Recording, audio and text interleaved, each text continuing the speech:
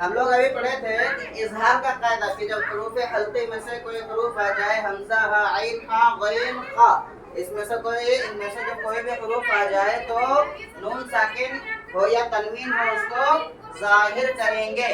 اب ہم لوگ پڑھیں گے نون ساکن اور تنوین کے 4 قاعدے ہیں: اظہار، ادغام، اقلاب اور اخفاء۔ اب دوسرا قاعدہ ہم لوگ پڑھیں گے ادغام۔ کس کا پڑھیں گے؟ ادغام۔ کس کا پڑھیں گے؟ ادغام۔ اظہار کے لیے ہم لوگ یاد رکھتے تھے حروف حلقی: حمزہ، ہا، عین، ہا اور غین، خا۔ ادغام کے لیے ہم لوگ یاد رکھیں گے، ایک ورڈ یاد کر لو، کیا؟ یا زبر وا، یا میم زبر ما، لام پیش واو لو، یقملو، نون ساکن ہے نا، نون زبر نا یہ ہو جائے گا، نون ساکن کر لو، یقملون، یقملون، کیا کیا؟ یقملون یاد رکھ لو۔ اب بتاؤ یقملون میں کون کون سا حروف ہے؟ یا، را،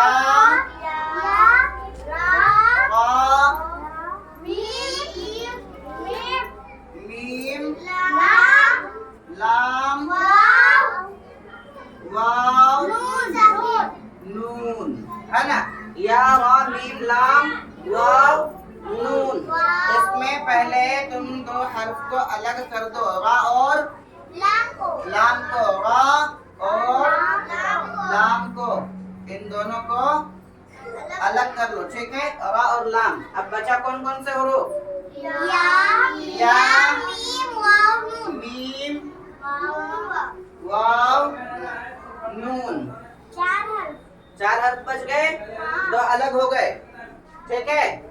جب بھی نون ساکن یا تنوین آئے، جب بھی نون ساکن یا تنوین آئے اور اس کے بعد حروف یرملون میں سے یا، را، میم، لام، واو، نون، ان میں سے جب بھی کوئی حرف آئے تو نون ساکن ہو یا تنوین ہو، اس کو ان حروف سے ادغام کر دیں گے، ملا دیں گے۔ ادغام کا معنی ملانا۔ ادغام کا معنی کیا؟ ادغام کا معنی ملانا، جوڑ دینا، کیا؟ جوڑ دینا، ملا دینا، ہے نا؟ ملا دینا۔ تو ہم لوگ مثال دیتے ہیں، میم زبر نون، من، یا پیش یو۔ تو اس کو ہم لوگ کیا ملا دیں گے؟ نون کو یا سے ملا دیں گے، ہو جائے گا میو۔ کیا ہو جائے گا؟ میو۔ کیا ہو جائے گا؟ میو۔ اب میم سے دیکھ لو، میم زبر نون، من، میم زبر ما، مما۔ کیا ہو جائے گا؟ اب میم پیش نون، من، واو زبر وا، موا۔ ادغام ہو رہا ہے غنہ کے ساتھ، ادغام ہو رہا ہے غنہ کے ساتھ۔ اب اور ایک مثال نون کا، میم زبر نون، من، نون زبر نا، مننا۔ ادغام تو ہو رہا ہے مگر غنہ کے ساتھ ہو رہا ہے، ادغام ہو رہا ہے مگر غنہ کے ساتھ ہو رہا ہے۔ اس میں پتہ چل رہا ہے کہ ہاں نون بھی اس میں موجود ہے، لیکن اس میں 2 حروف الگ کیے تھے۔ کون کون سے حروف الگ کیے تھے؟ را اور لام۔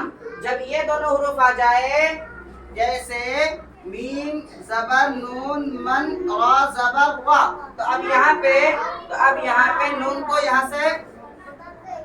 کو جب را سے بدل دیں گے تو اب نون کو یہاں پہ نہیں پڑھیں گے، صرف لکھائے گا، پڑھائے گا نہیں، ہو جائے گا مرہ۔ جیسے یہاں پہ تھا میو، تو نون پتہ چل رہا تھا، غنہ کر رہے تھے، ناک میں آواز لے جا رہے تھے، مما، نون کی آواز ناک میں، موا، نون کی آواز ناک میں، من मन्ना, नाक में आवाज है, लेकिन जब पढ़ेंगे मर्रा तो कोई आवाज नहीं गई नाक में। इसी तरह लाम, मीम जबर नून मन, लाम जबर ला, मल्ला, मल्ला, मल्ला, क्या पढ़ेंगे मल्ला, या तो क्या पढ़ेंगे अला मर्रा। समझ में आ गया? जब भी नून साकिन हो या तनवीन हो तो उसके कितने कायदे होते हैं?